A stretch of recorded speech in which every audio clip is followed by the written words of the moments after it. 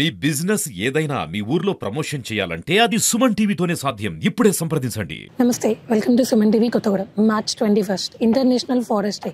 మన తెలుగు రీజన్స్లో ఫారెస్ట్ అనగానే మనకు గుర్తొచ్చేది కొత్తగూడెం అండ్ ఖమ్మం జిల్లా. సో దీన్ని పురస్కరించుకొని ఈరోజు ఇక్కడ మన ఫారెస్ట్ డిపార్ట్మెంట్ వాళ్ళు కొన్ని ప్రోగ్రామ్స్ కండక్ట్ చేశారు, like 5K run and bike rally, and పబ్లిక్లో కూడా ఫారెస్ట్ అవేర్నెస్ తీసుకొని రావడానికి కొన్ని ప్రోగ్రామ్స్ అనేవి కండక్ట్ చేస్తున్నారు. సో ఇప్పుడు ఇక్కడ మనం సెంట్రల్ పార్క్లో, వారి ఆధ్వర్యంలో ఉన్న ఫారెస్ట్ సెంట్రల్ పార్క్లో ఇక్కడ ఉన్న అధికారులతో మాట్లాడి వాళ్ళు డిపార్ట్మెంట్లో ఫేస్ చేసిన problems and happiest moments and పబ్లిక్లో ఫారెస్ట్ అండ్ ప్లాంటేషన్ దీని గురించి అవేర్నెస్ తీసుకురావడానికి కొన్ని టిప్స్ తీసుకుందాం. సో ఫస్ట్ అందరికీ happy international forest day. So ఈ ఫారెస్ట్ కన్జర్వేషన్, ఎన్విరాన్మెంటల్ కన్జర్వేషన్లో మన లైఫ్ మీద, మానవాళి మీద ఎలాంటి ఇంపాక్ట్ ఉంటుంది? నమస్తే అండి, నా పేరు కోటేశ్వరరావు, ఫారెస్ట్ డివిజనల్ అధికారి, కొత్తగూడెం. సో ఫారెస్ట్ కన్జర్వేషన్ అనేది ప్రతి ఒక్క మనిషికి మీరు అన్నట్టు అది అవసరం.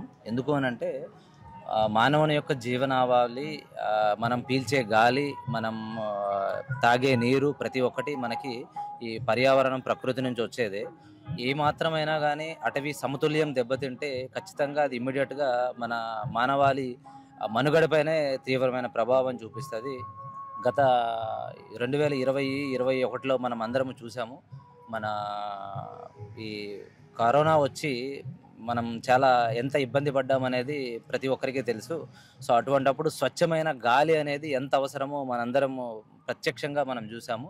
సో ఈ స్వచ్ఛమైన గాలి అనేది మనకి ఇమ్మీడియట్గా మనకి గుర్తుకొచ్చేది మనకి మొక్కలు. స్వచ్ఛమైన గాలి అని అంటే ఇప్పుడు సింపుల్గా మనం చెప్పాలి అని అంటే ఒక చిన్న ఎగ్జాంపుల్, కొత్తగూడెంలో మనము ఈ అర్బన్ పార్కులో ఇక్కడ ఇంత పచ్చని వాతావరణంలో మనం వాకింగ్ చేస్తున్నప్పుడు కానీ, లేదు అని అంటే మనం అక్కడ ఎక్కడైనా టౌన్లో ఉన్నటువంటి చిన్న పార్కులో మనం వాకింగ్ చేస్తున్నప్పుడు కానీ ఆ తేడా అనేది మనమే గమనించగలం.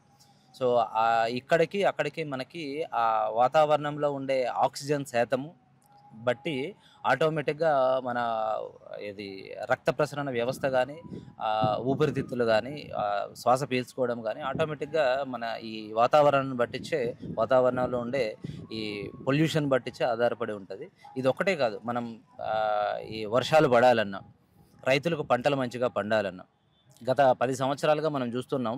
మన తెలంగాణలో అటవీ శాతం పెరగడం వల్ల, అటవీలో చేసేటువంటి ఈ కుంటలు ఇట్లాంటి కార్యక్రమాలు చేయడం వల్ల, పీటీలు కట్టడం వల్ల, నీటిని ఎక్కడ పడిన నీటిని అక్కడే ఆపి మనం దాన్ని చేయడం వల్ల అది భూమిలోకి వాటర్ అనేది ఇంకి, సో గ్రౌండ్ వాటర్ ఎప్పుడైతే పెరిగిందో ఆ చుట్టుపక్కల ఉండే రైతుల పొలాల్లో ఉండే బోరుబావులు కూడా ఆటోమేటిక్గా అవి మంచి నీరును అందివ్వడం జరుగుతుంది. సో పంటలు మంచిగా పండడం, వర్షాలు బాగా పడడం.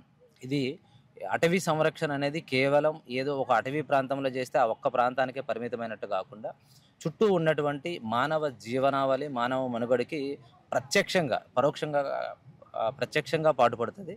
సో ఈ విధంగా అటవీ సంరక్షణ అనేది చాలా ప్రతి ఒక్కరికి అవసరం.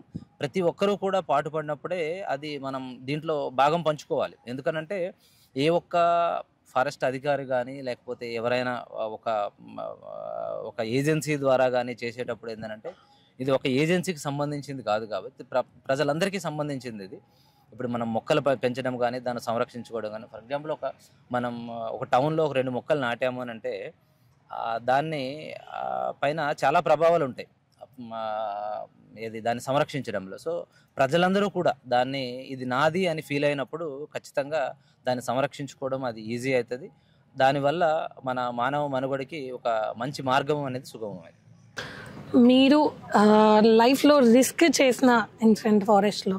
నా పేరు G Prasadarao, forest range officer, Julurpadu range, Kothagudem division. నేను సుమారుగా 25 సంవత్సరాలు సర్వీస్ పూర్తయింది. నేను సర్వీస్లో జాయిన్ అయిన దగ్గర నుంచి ఇప్పటి వరకు దాదాపు ఒక 20-30 ప్రమాదకరమైన సంఘటనలు ఎదుర్కొని కూడా డిపార్ట్మెంట్కి సర్వీస్ చేయడం జరిగింది. 1-2 చెప్తాం. ఇల్లందు దగ్గరలో స్మగ్లింగ్ చేసేవాళ్ళు ఎడ్ల బండ్ల మీద వస్తూ ఉన్నారు.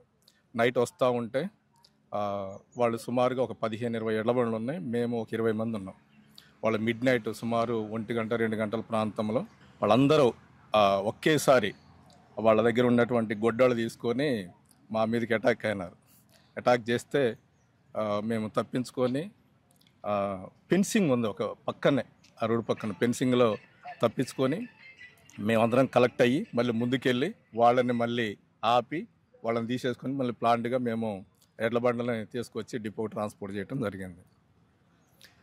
విఆర్పురం ప్రాంతంలో పనిచేసేటప్పుడు వరదలు వస్తూ ఉన్నాయి. బాగా 84-85 అడుగుల వరద వచ్చేటప్పుడు మేము లాంచీ డ్యూటీలో వెళ్ళేటప్పుడు పెద్ద వరద పల్టీ కొట్టే ప్రమాదం నుంచి కూడా త్రుటిలో తప్పించుకున్నాం. లాంచ్లో సారు మేము ఇద్దరు ఉన్నాం, ఇద్దరం విఆర్పురం రేంజ్లో చేసినాం. అయినా వాళ్ళని వదిలిపెట్టకుండా ఇద్దరం కలిసి మధ్య గోదావరిలో ఇటు చూస్తే కిలోమీటర్ ఉంటుంది గోదావరి, ఇటు చూస్తే కిలోమీటర్, అయినా వాళ్ళని పక్కా తీసుకొచ్చి మాట్లాడి కేసు సక్సెస్ చేసాం మేమిద్దరం. అట్లాంటి సందర్భాలు చెప్పుకుంటూ పోతే సుమారుగా 10-20-30 సంఘటనలు ఉంటాయి. నా పేరు MD Mukhtar Hussain. Present forest range officer Tekulapalli Kothagudem డివిజన్లో గత 3 years నుంచి చేస్తున్నాను.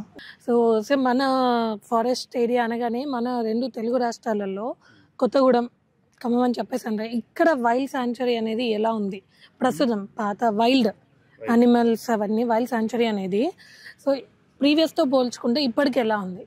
మనం ఇంతకుముందు మనకు పాత తెలంగాణ, ఆంధ్రప్రదేశ్ ఉన్నప్పుడు అడవి జంతువులు ఎక్కడ ఉంటాయంటే ఖమ్మం, ఆదిలాబాద్ జిల్లాలో అని చెప్పి ఒకప్పుడు పేరున్నది. అడవులలో ఎక్కువ అడవి శాతం ఎక్కువ, అడవి జంతువులు కూడా ఎక్కువ ఉన్న శాతం ఇది.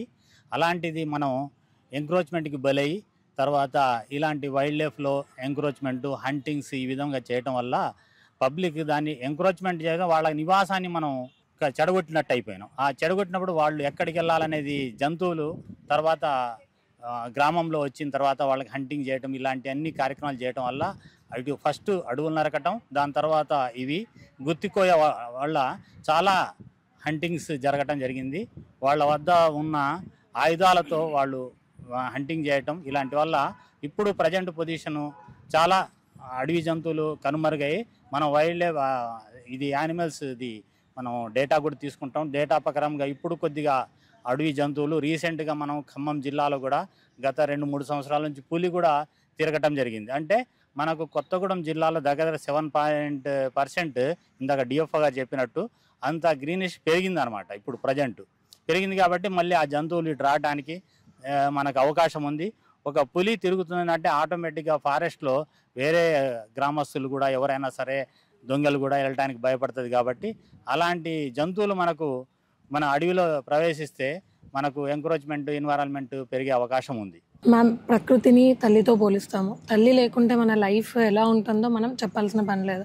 అటువంటిది ప్రకృతిని మనం కాపాడుకోవాలి అన్నప్పుడు పబ్లిక్లో ఎలాంటి అవేర్నెస్ రావాలి? అంటే వాళ్ళు ఏం చేస్తే మనకి ఫారెస్ట్ డెవలప్మెంట్ అనేది ఉంటుంది?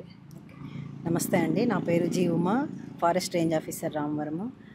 ఇది ఒక ఫారెస్ట్ డిపార్ట్మెంట్ ఒక్కటే అనుకుంటే సరిపోదండి అడవులని రక్షించాలి అనేది. ఇది పబ్లిక్లో, ప్రజాప్రతినిధుల్లో అందరిలో కూడా ఈ థాట్ అనేది రావాలి. ఎందుకంటే మొన్న ప్రత్యక్షంగా మనం చూసాం, ఆల్రెడీ మా ఎఫ్డిఓ సార్ చెప్పారు, కరోనా టైంలో మనం ఆక్సిజన్ కొనుక్కున్నామని.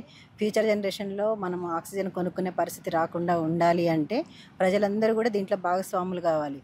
డిపార్ట్మెంటు రిట్రైవ్ చేస్తుంది, ఎంకరేజ్మెంట్స్ని ప్లాంటేషన్స్ వేస్తుంది, అది వాళ్ళ బాధ్యత అని అనుకుంటే కాదు. మనం నరుక్కుంటూ పోవచ్చు అని వేరే వాళ్ళు అనుకుంటే, నరకండి అని వేరే కొంతమంది ఎంకరేజ్ చేస్తే ఇది అవ్వదు. కాబట్టి ఇందులో అందరూ ఇది నాది, ఇది మనందరికీ ఆక్సిజన్ కావాలి, దీన్ని మనం రక్షించాలి. అమ్మ గినుక పిల్లలందరినీ ఎట్లా సమానంగా చూసుకుంటూ అందరినీ చూసుకుంటూ ఎట్లా రక్షిస్తుందో ప్రజలందరూ కూడా అడవి తల్లి మనది, మన అమ్మను మనం రక్షించుకోవాలని అందరూ అనుకుంటేనే ఇందులో ఇట్లా జరుగుతుంది. దానికోసం మేమైతే డిపార్ట్మెంట్ తరఫున అవేర్నెస్ ప్రోగ్రామ్స్ కండక్ట్ చేస్తున్నాము. ఇప్పుడు ఈరోజు చూసుకుంటే 5K రన్ చేసాము, బైక్ ర్యాలీ చేసాము. అట్లా మీటింగ్స్ కూడా పెడుతున్నాము ప్రతి విలేజ్లో, ఫారెస్ట్కి ఆనుకొని ఉన్న విలేజెస్లో మీటింగ్స్ కూడా పెడుతున్నాము. అట్లాగే ప్రజలు, ప్రజాప్రతినిధులు ప్రతి వాళ్ళు కూడా వాళ్ళకి వీలైనంత వాళ్ళు చెట్లను రక్షించాలి అనే కాన్సెప్ట్ తోటి ముందుకెళ్తూ వాళ్ళకి అవకాశం దొరికినప్పుడల్లా అది చెప్తూ పోతూ ఉంటేనే మనకు ఈ ఫారెస్ట్ డెవలప్మెంట్ ఉంటుంది, మనం రక్షించుకోగలుగుతాం ఈ అడవిని. ఇది అందరి బాధ్యత అండి. అందరూ ఇందులో భాగస్వాములు అవ్వాలని కోరుకుంటున్నా, అవుతేనే మనం రక్షించుకోగలుగుతాము.